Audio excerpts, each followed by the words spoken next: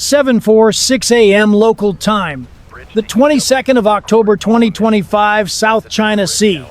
The morning horizon is pale gold, the kind of deceptive calm that makes the ocean look endless and harmless. On the bridge of the USS Higgins DDG-76, the watch crew leans into routine. Coffee cups, low chatter, the hum of consoles.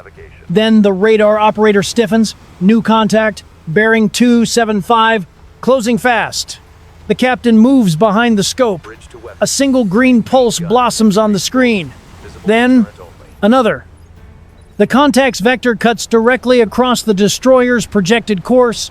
No AIS signal, no identification. Within seconds, the room's easy rhythm disappears.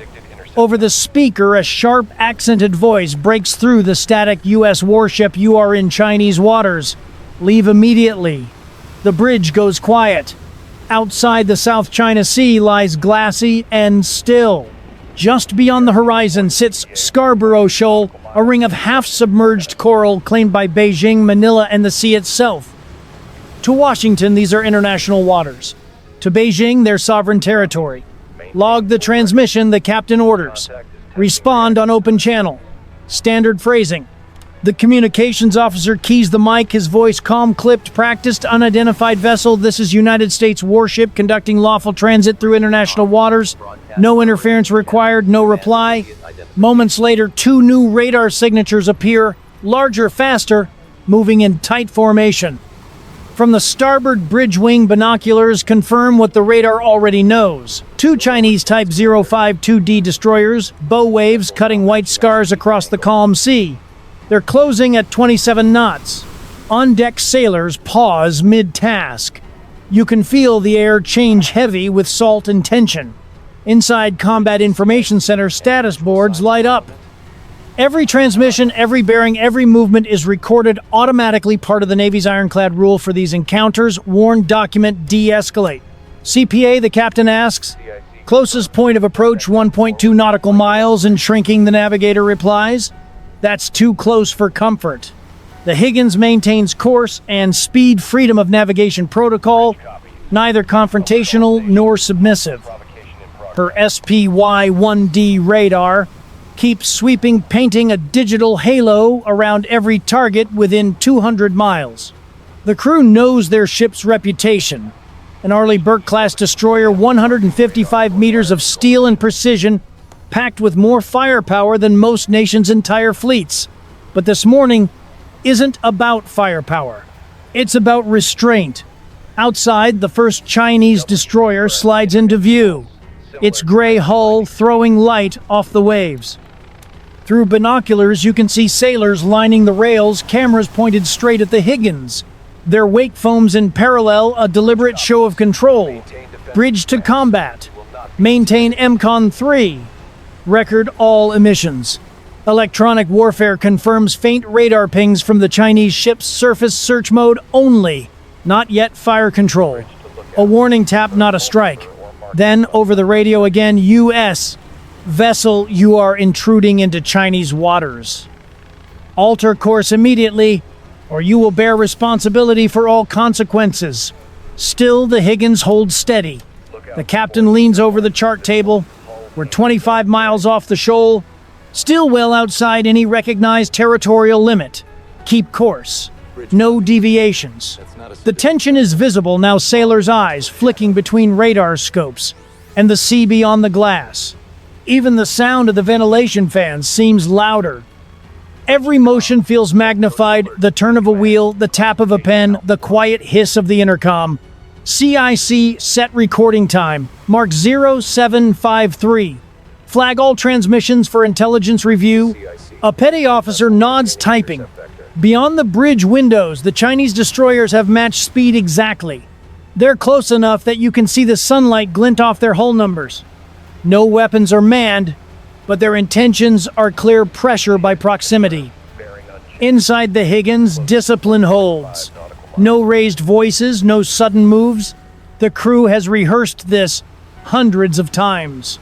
Each log entry, each radar sweep, each unreturned hail is part of a larger picture, proof of professionalism under provocation. At 7:58 a.m., The captain steps to the window, watching the two warships ghosting alongside his destroyer. "Keep recording," he says quietly. "Let them make the next move." The radar keeps pulsing. The ocean stays calm. But in the silence between transmissions, everyone on board knows exactly what this is. A contest of will fought, not with missiles but with patience. And somewhere beyond the reef line of Scarborough Shoal, the world's next maritime confrontation has just begun. 8:09 a.m. local time, South China Sea. The ocean mirrors the sky blue, calm, deceptive, but the radar picture tells a different story. Two Chinese Type 052D destroyers have moved into a flanking formation, one off the Higgins starboard quarter, another drifting forward of her beam. They're boxing her in a slow, deliberate maneuver known in naval terms as a shadow escort. Inside the Combat Information Center, the air hums with restrained focus. The displays glow green and amber, dozens of targets tracking simultaneously. Voices are low-clipped. Every data point, speed, bearing, range is logged and cross-checked. Contact Red 1, now holding at 600 yards, reports the surface watch. Red 2 closing 300 yards and narrowing. Copy that, replies the tactical action officer. Maintain course. Log all movements. The captain stands at the center of the bridge, arms folded, eyes locked on the digital sea. No deviation. We stay predictable. Outside, the Chinese destroyer Huainan looms so close, the crew can make out her deck markings and hull number. Her twin Type 730 CIWS turrets track in idle rotation, silent but visible enough to send a message. A second transmission crackles through Mandarin accented and stern U.S. "Warship, you are violating Chinese sovereignty. Turn away immediately." The Higgins answers once calm and rehearsed. "This is United States warship conducting lawful transit through international waters under international law. We intend no harm and will maintain our course." Then silence. The sea between the ships churns white from propeller wash. Each vessel adjusts fractionally to maintain separation without collision. On radar, the CPA closest point of approach drops below 500 yards. For destroyers moving at 20 knots, that's a knife's edge. On deck, sailors man observation posts. Cameras are rolling. The ship's SLQ-32 electronic warfare suite detects intermittent radar sweeps, low-power fire control testing from the Chinese side. Not enough to trigger countermeasures, but enough to raise every heartbeat aboard. The executive officer leans toward the captain. "They're painting us, sir." Short bursts. "Record it," the captain replies. No reaction. To an untrained eye, the Higgins looks motionless. In reality, she's performing a delicate ballet of micro-corrections. 1 or 2 degrees on the rudder. Fractional throttle changes to keep the formation stable without appearing evasive. Her Aegis SPY-1D radar maintains lock on all nearby contacts, ready to shift from surveillance to defense in milliseconds if a single hostile signal appears. Overhead, the Seahawk helicopter sits, fueled on deck, rotors still tied. Its crew waits in the ready room, headsets on. If things turn sharp, they'll be airborne in less than 3 minutes. At 8:21 a.m., the Chinese ship astern surges forward, cutting closer than ever before, less than 300 yards. The wake from her bow sprays across the Higgins hull. Bridge, CIC contact Red 2. Crossing CPA, 280 yards closing. Helm, 5 degrees port, the captain orders quietly. Maintain speed. The destroyer tilts slightly, slicing a clean arc that widens the gap by just enough. The maneuver looks effortless. It isn't. One wrong calculation, and $2 billion worth of steel could collide. On the Chinese deck, sailors film the scene. A red flag flutters above them. The intent is obvious propaganda material, to show the world an American destroyer backing down. But the camera doesn't catch the truth. The Higgins hasn't changed course. Only the angle of the sea makes it look that way. Inside CIC, the electronic warfare operator calls out, picking up encrypted chatter between Red 1 and Red 2. Short bursts, no translation yet. Keep recording the TAO answers. We'll sort it later. Minutes stretch like hours. The tension isn't cinematic, it's surgical. Every sailor knows the rules of engagement by heart, weapons tight. Respond only to direct hostile intent. One wrong decision here could ignite a regional crisis. Then it happens. The Chinese lead ship veers slightly starboard, cutting closer just a few hundred feet away before leveling off. Its engines thunder through the water like distant drums. The bridge windows on both vessels reflect each other's crews. For a few breathless seconds, two nations stare eye to eye through glass and salt spray. CIC, mark that time. 8:29, the captain says softly. That's as close as they'll get. And he's right. The Chinese ships begin to ease off their throttles, dropping wake widening behind them. But the message has been sent and received. Neither side spoke beyond the scripted lines. No collisions. No shots. Just precision restraint and the quiet understanding that next time the line might be thinner. 9:42 a.m. local time. The sea is calm again, the tension less so. On the USS Higgins, the radar scope finally clears two fading echoes, sliding west toward the horizon. The Chinese destroyers have peeled away, throttling down to cruise speed. For the crew, it's the moment they can breathe again. But no one relaxes completely. In this ocean, even a retreat is tactical. Contacts now opening range. Closest point recorded at 270 yards, reports the Combat Information Center. Copy. Secure from general quarters, the captain replies. His voice is steady but dry.